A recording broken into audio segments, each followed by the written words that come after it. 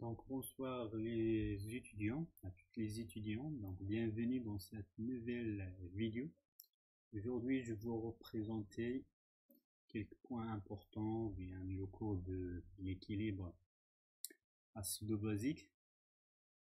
Donc premièrement on va définir c'est quoi un monoacide ou bien un acide, une base, donc bien sûr selon Bronsted. Donc un acide est une espèce pouvant libérer un proton H+. Donc toute espèce libère un proton H+, on l'appelle proton. Donc pour le donner à une autre espèce. Une base, tout simplement, c'est une espèce susceptible de capter le proton. Donc en provenance d'une autre espèce. Donc voilà le schéma simplifié de notre définition. Donc toute espèce libérer un proton, on l'appelle acide.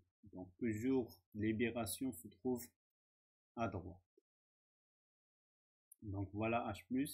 Et toute espèce capable d'accepter un proton. Donc voilà, nous observons que H+ existe à côté de la base. Ça veut dire il va capter ce proton-là.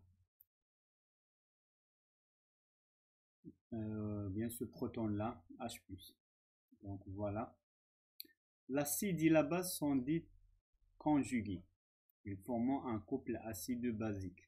Donc toujours un acide, il a besoin d'une autre espèce, on l'appelle leur conjugué, c'est la base. Les deux constituent la couple acide-basique. Toujours l'acide à gauche et la base à droite. Entre les deux slash. Donc voilà un petit exemple. CH3COH. Donc c'est un acide, il va libérer un proton H+, donc il va donner CH3CO-. Donc la couple, donc l'acide c'est CH3COH. Donc l'acide éthanoïque. Slash la base conjuguée c'est CH3CO-. Donc polyacide et polybase. Un polyacide est une espèce pouvant libérer deux protons ou plusieurs. Donc on l'appelle polyacide. Voilà, il existe plusieurs exemples. Par exemple H2S. Donc il possède deux protons. Il peut libérer ces deux protons. Donc on va obtenir finalement 2H+, plus SO2-. Donc H2S est un diacide. Les ampholites. Un ampholyte, ou bien on l'appelle aussi amphotère, est un composé qui se comporte soit comme un acide, ou bien comme une base. Par exemple H2O. H2O, c'est un amphotère. Parce que il joue deux rôles. Un rôle acide dans la base ou bien dans le couple H2O, H3O+, et à la base dans non, donc voilà c'est l'inverse. Donc c'est H3O+, pardon, donc H3O+, H2O. Donc dans cette couple il joue le rôle de base. Et H2O, HO-. En cette couple il joue le rôle de l'acide. Donc il existe plusieurs espèces comme celui-là. Donc H2 par exemple H2S. Donc il va libérer un proton H+, HSO-. Donc HSO- dans son tour il va libérer un proton H+, il va donner SO2-. Donc finalement je trouve pour cette réaction la couple qui correspondant AS- SO2-. Donc pour celui-là, premièrement, H2S et HS-. Donc nous observons que cette espèce-là jouait le rôle de l'acide et de base, donc c'est un ampholyte ou bien amphotère. Les réactions acido-basiques. Une réaction acido-basique implique deux couples acide-base conjugués qui changent du proton. Donc c'est quoi la définition d'une réaction acido-basique? Donc d'abord, nous avons besoin de deux couples acides qui changent entre eux du proton H+. Donc voilà, premier couple acide 1 base 1, deuxième couple acide 2 base 2. Donc les deux, il va réagir entre eux en changeant du proton H+. Toujours la réaction se fait avec l'acide et la base. Acide et la base. Donc acide, par exemple, acide 1, il va réagir avec la base 2. Ou bien l'inverse, selon les conditions de la réaction, donc les conditions initiales normalement.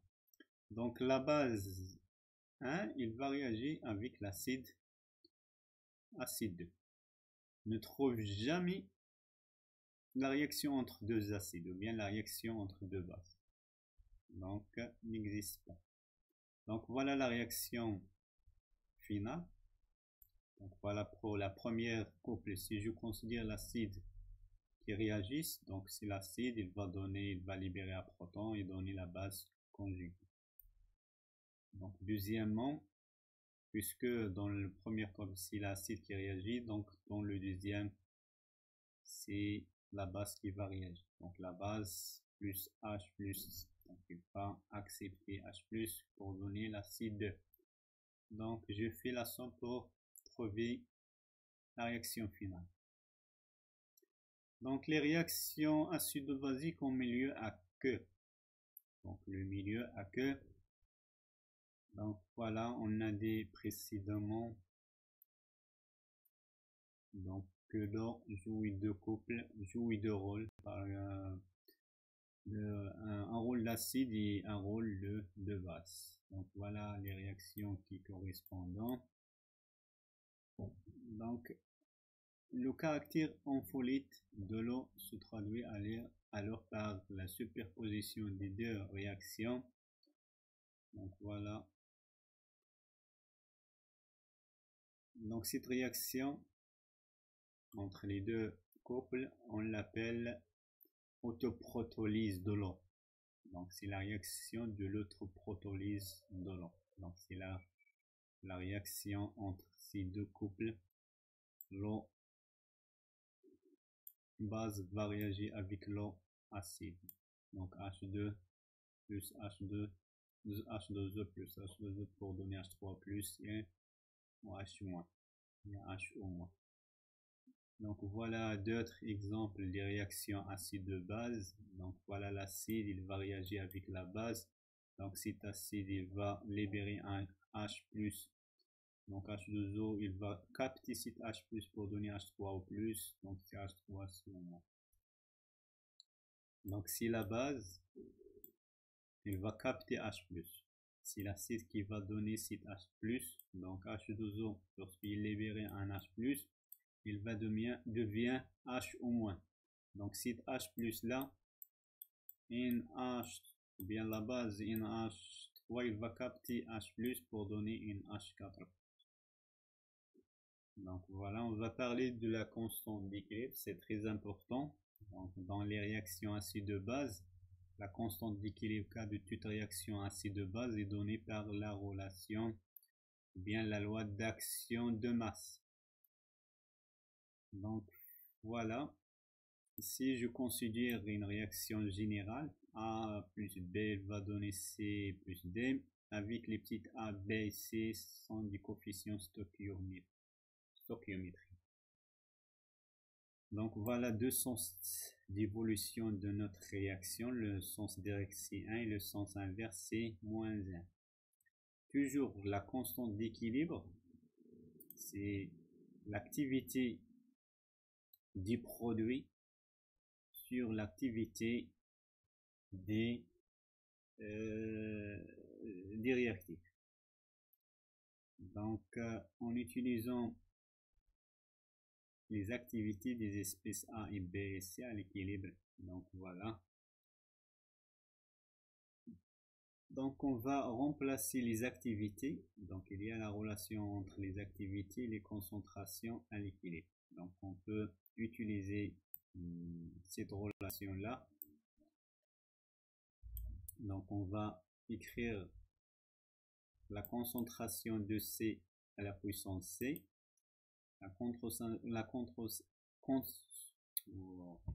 donc la concentration, oui, pardon, donc la concentration de D à la puissance D sur la concentration de A à la puissance A.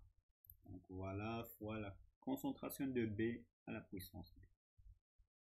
Donc on va donner un petit exemple. Donc par exemple le taux protolyse de l'eau, H2O. Donc il va donner H3O plus, HO moins. Donc la constante d'équilibre, donc c'est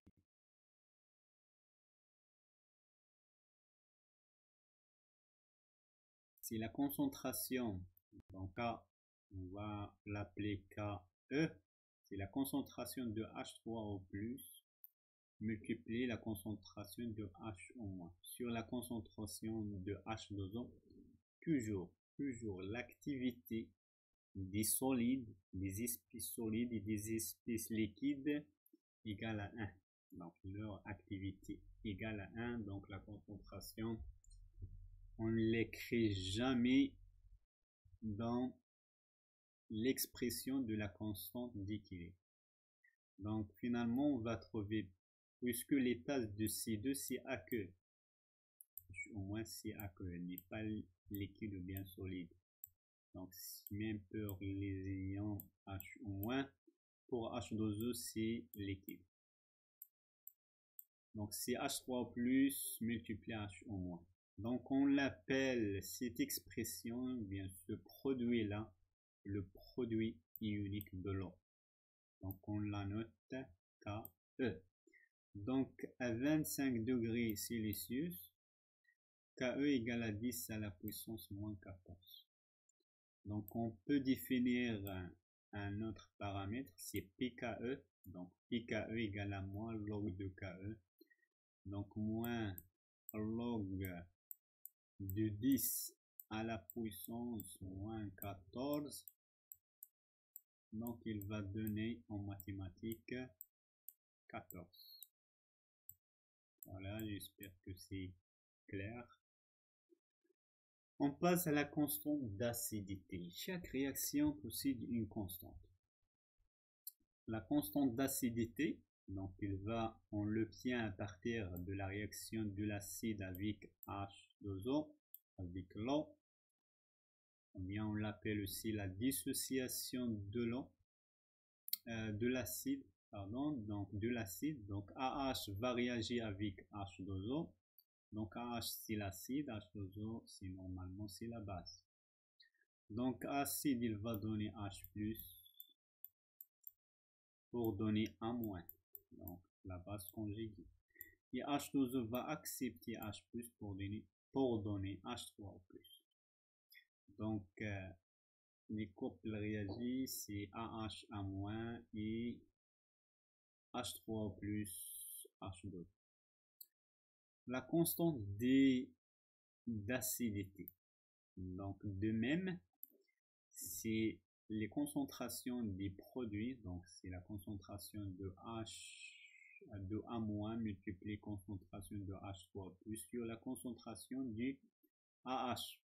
Donc toujours de la même façon, c'est aqueux, l'état de chaque espèce H3 plus c'est aqueux, AH c'est aqueux et H2O c'est liquide.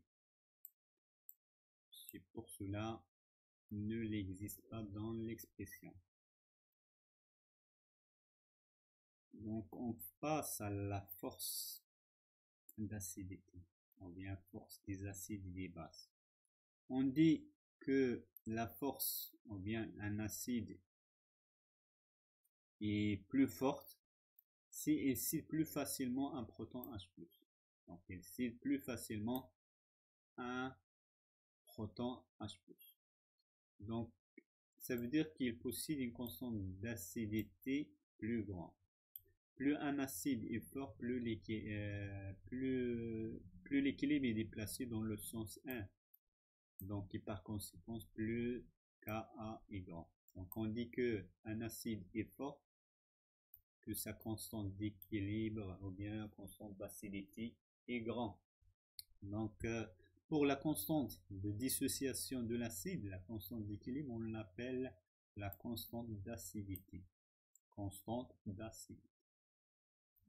Donc, plus Ka est grand, donc l'acide est croissant, l'acide est fort, plus Ka est grand.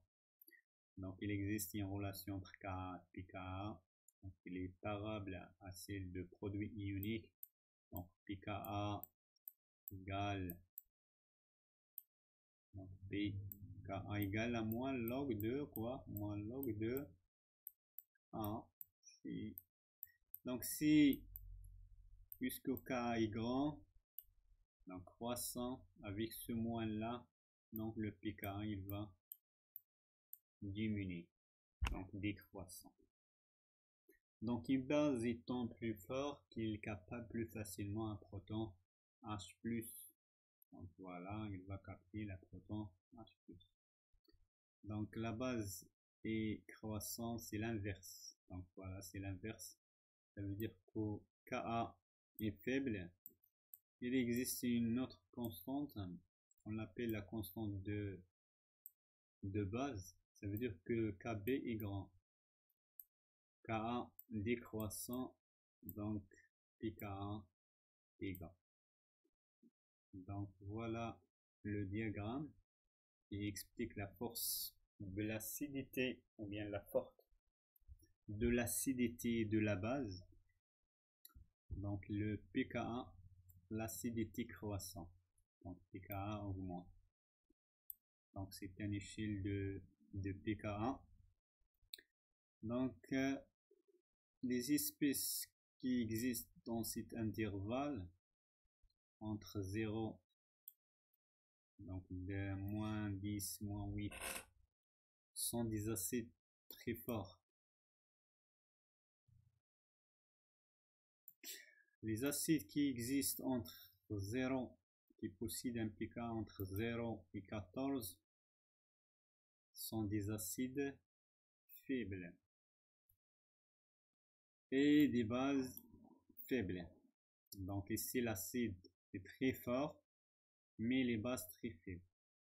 À l'inverse de cet intervalle-là, donc lorsque pKa est supérieur à 14, donc l'acide est très faible, mais les bases sont très fortes. Donc voilà, on s'arrête là. Je vais continuer dans une autre vidéo. On va parler de quoi? Donc le sens d'évolution spontanée. On va parler de dosage C, de pH, comment calculer le pH d'un acide fort, acide faible. Et le cas de mélange, le cas d'une solution tampon. Donc dans une autre vidéo, on va parler de ces points-là. Donc merci pour votre attention.